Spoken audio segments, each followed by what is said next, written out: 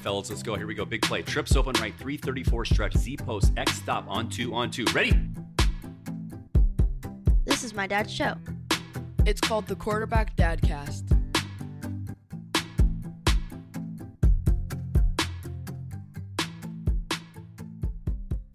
Hey everybody, it's Casey Jaycox with the Quarterback Dadcast, and today I'm excited to announce Season 3. It is January 3rd, and I want to do my first ever solo episode, and today is going to be about a tribute to my father, Mike Jaycox, who passed away on December 29th after a long battle with a bunch of health stuff, but mainly dementia. Those of you who know me know the story. Those of you who don't, you're going to hear it because I'm going to read a tribute that I wrote to him called The Final Whistle. Obviously with the football metaphor, you'll see why.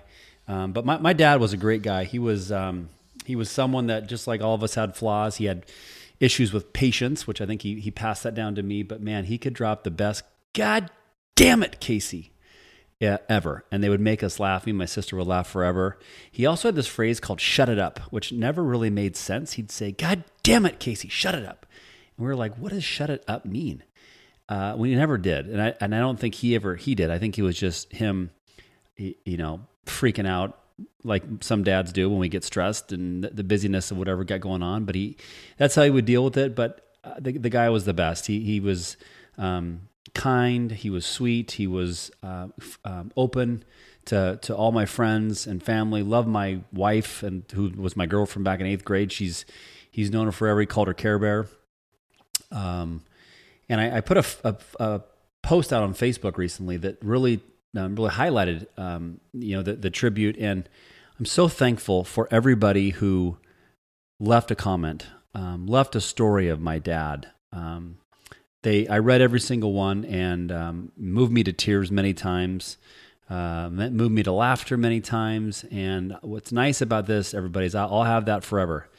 I got to go Uncle Rico because that's what we do on the Quarterback Dadcast. My college football coach, John Zamberlin, told us and all my teammates back in the fall of 1997 in September on a hot Ellensburg day. He said, "Men," we were running these conditioning at the end of practice. He said, "Men, no matter what, whatever they can take from you, the one thing they can never take is your memories. They're yours for life." And at the time I was like, what in the hell is this guy talking about? Typical immature 20-year-old, but he's right. And I have memories for forever, and those memories of my dad are forever. And I'm so thankful for those. So with that, I want to say a shout out to Acme Homes for continuing their sponsorship. I want to say a shout out to Catch Sitka Seafoods. I had their halibut the other night. We made fish tacos. My daughter just absolutely destroyed them, which was so good. If you have not ordered fish from Catch Sitka Seafoods, please do. And if you're in the Seattle area, if you've not checked out the homes at acmehomeswa.com, you're missing out. The craftsmanship's amazing, so please give them a chance. But with that, I want to read a tribute I wrote to my father that was really moved. So I hope you enjoy this. And again, Season 3 is kicking off. We're going to have our first live episode Thursday, where you get to hear a former teammate of mine, which I'm excited for you to hear that. So with that, here we go. This tribute's called The Final Whistle. On December 29th, 2021 at 12:55 p.m., my dad took his last breath peacefully on earth. My wife, Carrie, the rock of my life, was there with me as we supported my dad in his transition from this life to the next. For the last 20 years, my dad has battled many health-related challenges. Living alone, he found himself in and out of hospitals and needed our support to keep him moving forward. Now, I'm not going to lie, there were many days that I wanted to give up on my dad during these years. Being newly married, the stress of my job, raising young children, and the pressure of being a present dad for my kids weighed on me when my dad needed me the most. I was only in my mid-20s, and I was thrust into a time when I needed to mature and really grow up in a hurry to figure out how am I going to take care of my dad emotionally, physically, and financially while managing and supporting my own family. It was overwhelming and a huge weight at times, but I never quit, and neither did my wife. I relied on my fantastic football coaches who taught us to fight and compete until that final whistle. It hadn't blown yet, and I knew I had to find the strength to keep moving forward from my dad during all those years. Dementia sucks. It really fucking does. It's a disease that takes your loved ones and turns into someone else. They think people are stealing from them, including his own family, which we weren't. They get angry. Their new reality changes daily. My dad continually thought he was back in college and would rave about getting a 4.0 in his government affairs class. You can't reason with them. You have to just play the part, show them that you love them, and get into character. In the last 5 years, the visits with my dad were tough. He often didn't know who I was, my wife was, or even his own grandkids. He would get mad at me for no reason, and I would leave at times feeling very deflated. I'd mentally said goodbye to my dad, at least the dad I knew as a kid and young adult, and yet little did I know I would be given another chance to see my dad, also known as Big Mike for those who knew him well, come back for a visit before he passed away. Roughly 7 weeks ago, we received a call from my dad's assisted living facility. He was going into final hospice. We thought maybe we had a week at most. Now, to our surprise, he rallied big time. His sense of humor came back. He smiled. He told us he loved us. He asked for a martini, which we didn't give him. He told me not to forget the milk in a great video. He asked me how our kids were. He asked about Central Washington football. He asked the nurse to go to McDonald's and tell them Big Mike sent him. Big Mike sent him, and he said he loved us, and he knew who my wife was. He called her Care Bear, like I mentioned before. And mainly, he knew who I was, which meant the world to me. My kids got to visit and laugh with him, seeing the funny Grandpa Mike they hadn't seen in quite some time. He improved dramatically and hung on for several more weeks so that we could have these incredible visits with him that erased the 20 years of heartache and hard visits. The dementia was still there, and at times he was confused. But there were many times he was lucid in his communication, finding the strength to share positive and heartfelt stories from the past. On December 29th, we received the call that he was actively dying. My heart sank, and I prayed that we would have time to get to his facility from our house in the snow. Luckily, we did just before he passed.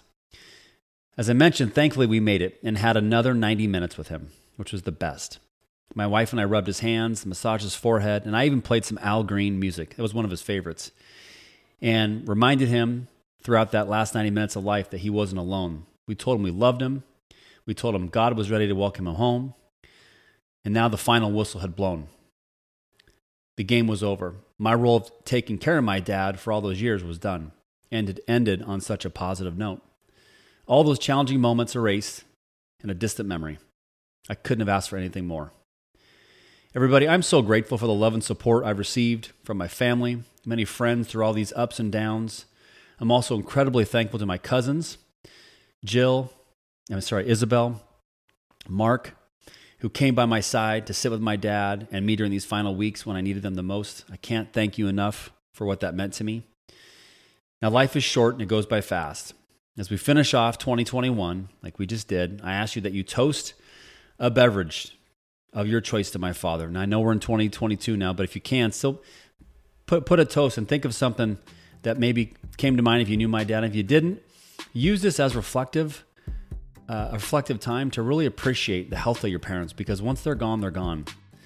I will tell you that my dad, like I said, was one of a kind. He brought so much love and kindness to the room. He was funny. He was always a life at the party. Had a huge heart. He was a great dad.